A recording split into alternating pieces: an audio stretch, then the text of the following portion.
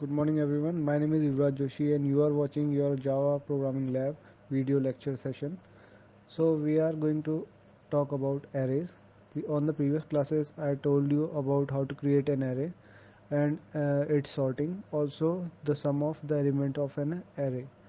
Today we are going to solve two problem statements on that array. So the first problem statement is printing an array into zigzag fashion. Zigzag means you will understand it later. Suppose you were given an array of integers and you are told to sort the integers in a zigzag pattern. In general, in a zigzag pattern, the first integer is less than the second integer, which is greater than the third integer, which is less than the fourth integer. You can see in this in general statement, it is saying that in a zigzag pattern, the first array is less than second integer and which is greater than third integer. So this is what we have to carry it along. After the third integer would be less than the fourth integer. First integer is less than the second integer, which is greater than third, and which is less than fourth, which is greater than fifth.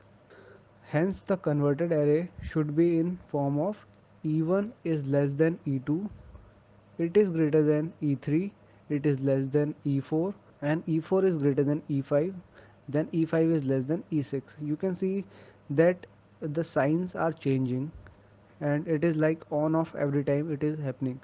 Like E1 is less than, then E2 becomes greater, and then E3 becomes smaller, and then E4 becomes greater. So less than, greater than, less than, greater than, less than, these signs are changing, so you can take it as an iteration. So what we are going to do forward in a program is we are going to create a loop of for the elements of this array, and then in your Eclipse IDE, source, new, class, and write the class name zigzag in the camel case notation, public static void main checked, and OK. Then within the main uh, within the main directory you will write scanner sc equals to new scanner system.in. You will create an scanner object within the scanner class, and you will import the java.util.scanner package inside a package. So you will define two variables, that is n and I, and within the println method you will write enter the length of an array. The length is n that we have taken as an integer. So n equals to sc dot next int, because this is pointing towards the keyboard, or user is going to write this number of length, n number of length, int arr square brackets equals to new int square brackets n. This is the creation of that n number of n size array. And then what we are going to do is we are going to create another println method. Inside it we are going to have an input from the user, so we are writing input the elements of that array, which is of n number of size.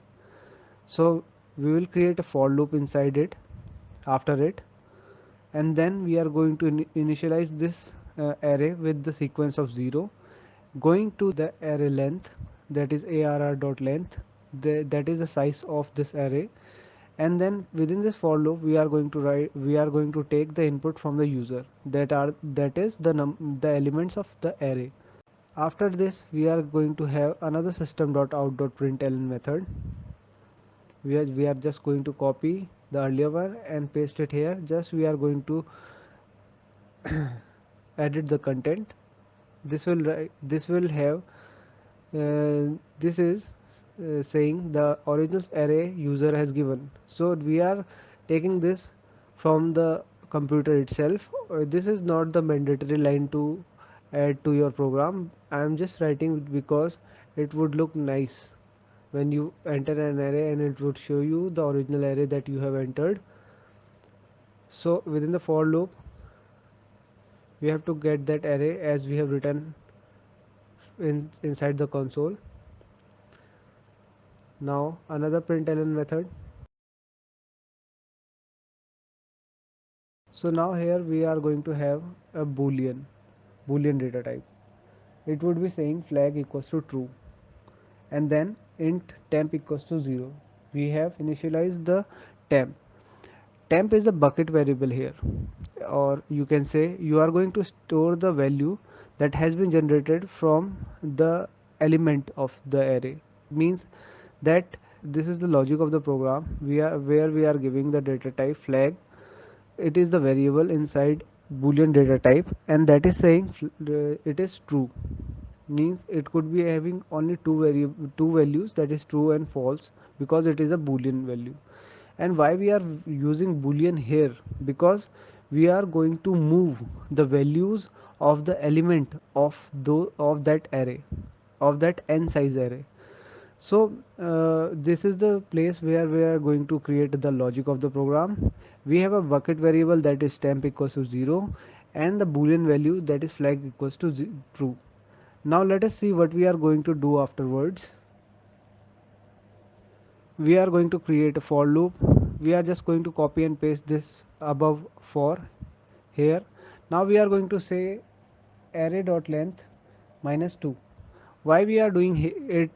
Because if I write the length of an array to be 5, so it would be going to the n minus 1, or you can say till the 4, starting from 0. So when I say I equals to 0, and I will be I is less than equals to array dot length -2, means 4 minus 2, that is 0, 1 and 2. It would be taking inside three elements altogether, and it would be checking it. And when I wrote that boolean flag equals to true, so it is a sign to pass a value or an element along this loop. I'm writing if flag means this is true. If this happens, of or if a value passes inside this for loop, it is true. And also I'm going to check if array I is greater than array I plus 1.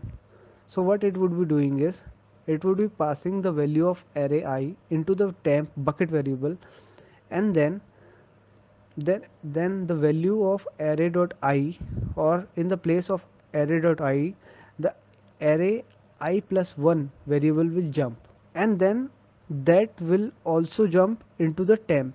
So as you have done previous on the previous occasion of writing C or C++ code, you might have done the program of swapping. What happens here? If we need two values to switch their places, or two variable that would have the number written inside it, that it should be switched. So it is similar to that. We are just saying that when variable when a value of array I is greater than I plus 1, value of I plus 1, or in the element on the place of I plus 1.